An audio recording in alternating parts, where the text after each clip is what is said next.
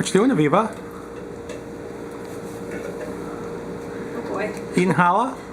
Wow, that's a pretty big piece for a little girl. Big piece. But she needs to eat a lot of food. Well. Because that's how she grows up. Yeah, but not bread. Maybe we can ask Elliot some questions. Like what? Hey Elliot, what's today? Today is Monday. No, today's Friday. What do we have here? Challah. And why? Because it's Friday.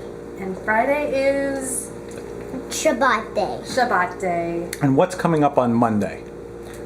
Rosh Hashanah. Rosh Hashanah. And what's Rosh Hashanah? A day that you get to have apples and honey. Yes, That's right. that's right. And it's also It's also the New Year. New Year. Yep, and to blow shofars. And to blow shofars. That's right. Very good. And Aviva, do you like challah? You like challah? Huh? She's making the He's doing a happy wiggle. half.